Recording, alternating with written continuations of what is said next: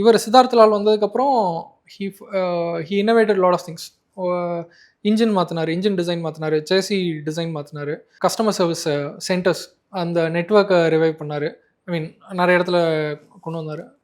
அப்புறம் வந்து community tour, அது வந்து ஒரு முக்கியமான ஸ்ட்ராட்டஜி. அவர் வந்து லேக் வந்து லே லடாக்கு வந்து ட்ரிப்பு போடணும்னா அது என்ஃபீல்ட் பைக்கில் தான் போகணும். அந்த ரேஞ்சுக்கு ஒரு நைஸ் பிஆர் ப்ளஸ் அவங்க இன்ஃப்ளூயன்சஸ், அந்த பைக்கிங் இன்ஃப்ளூயன்சஸ் எல்லாத்தையுமே அவங்களோட கம்யூனிட்டிகளை கொண்டு வந்தாங்க.